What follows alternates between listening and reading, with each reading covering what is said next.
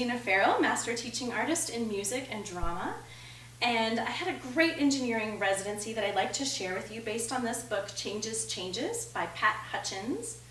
And this book has two main characters who we called Mr. and Mrs. No Luck because they had all kinds of problems. And we asked the children to help us engineer solutions to their problems, working through the 6 steps of engineering. So, the first problem that Mr. and Mrs. No Luck had, this is my costume, this is Mrs. No Luck, and we'd ask the children to help us. I'd say, oh, boys and girls, Mr. No Luck and I, we tried to build a house using these blocks, but every time that it rained, we'd get really wet. So the first thing the children had to do was define the problem. And the children decided that the problem was that our house had no inside. So they needed to help us build a house that had an inside. The first step that they did was to create a blueprint. And I try to keep this very simple. So only 3 things in our blueprint. In order to solve our problem, so we had an inside, our house needed a roof, walls, and a door. And for this part of it, I asked them to use their actor bodies to engineer or build the house.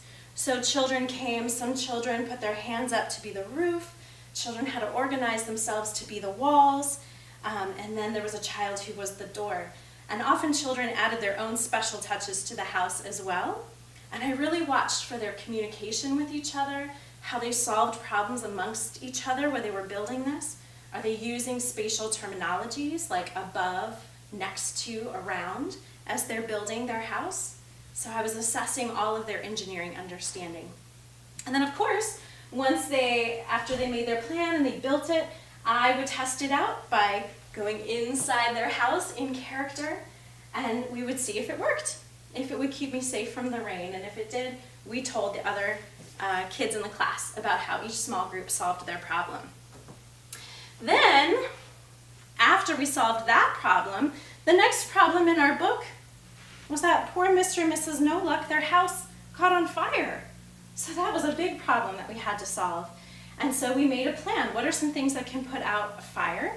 And the children decided that they needed to build a fire truck to come and solve this problem. So we pulled out one of the informational texts or nonfiction books from the classroom, and we looked through this book to figure out what are the parts of a fire truck. What do we need to build it?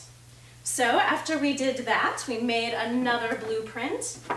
And here's what the children came up with for their fire truck. We needed wheels, hose, siren, and a ladder to make our fire truck. And this time, instead of using just our bodies, our actors' tools to build, I added one more great drama tool, which are props.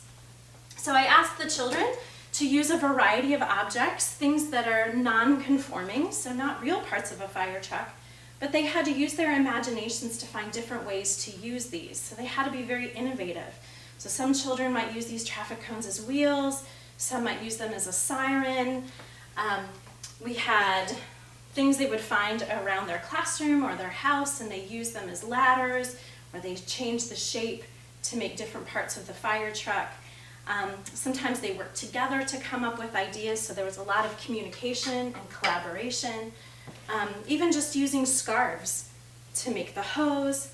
And then, once they built it using their bodies and the props, then we tested it and tried it out and went through a drama experience where they pretended to be the fire truck coming to put out the fire, and we could test it to see if it worked. So we went through all those 6 steps of engineering, plus we were using our imaginations and being actors and performers. So a great combination of drama and engineering.